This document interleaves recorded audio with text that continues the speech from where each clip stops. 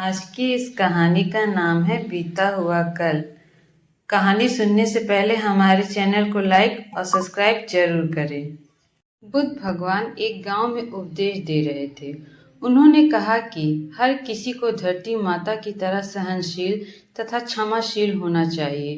क्रोध ऐसी आग है जिसमें क्रोध करने वाला दूसरों को जलाएगा तथा खुद भी जल जाएगा।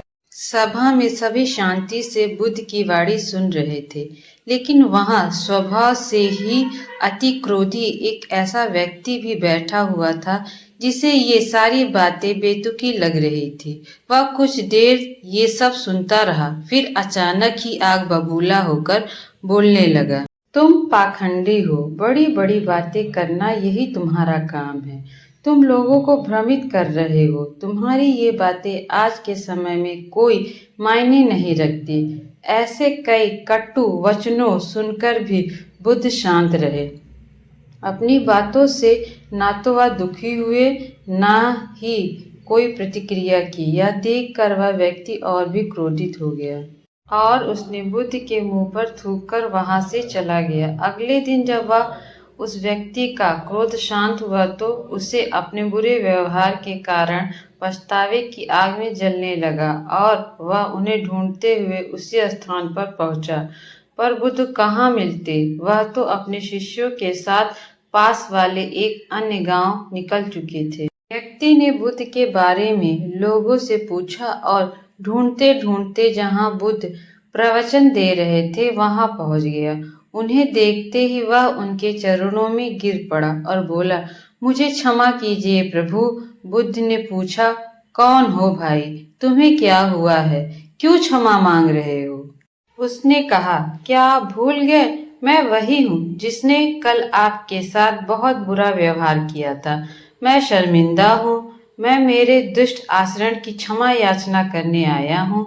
भगवान बुद्ध ने प्रेम पूर्वक कहा, बीता हुआ कल तो मैं वही छोड़कर आ गया और तुम अभी भी वहीं अटके हुए हो। तुम्हें अपनी गलती का आभास हो गया। तुमने पश्चाताप कर लिया है। तुम निर्मल हो चुके हो। अब तुम आज में प्रवेश करो। बुरी बातें तथा बुरी घटनाएं याद करते रहने से वर्तमान और भविष्य दोनों बिगड़ते जाते हैं। बीते हुए कल के कारण आज को मत बिगाड़ो। उस व्यक्ति का सारा बोझ उतर गया। उसने भगवान बुद्ध के चरणों में पड़कर क्रोध त्याग कर तथा क्षमाशीलता का संकल्प लिया। बुद्ध ने उसके मस्तिष्क पर आशीष का हाथ रखा।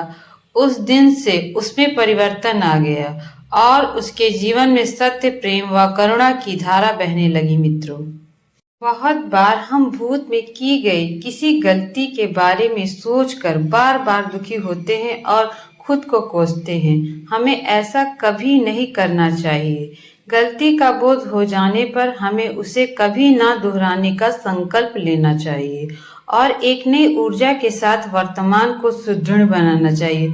मित्रों, मेरे चैनल को लाइक और सब्सक्राइब जरूर कीजिए ताकि आने वाली अगली स्टोरी आप तक पहुंच सके। धन्यवाद।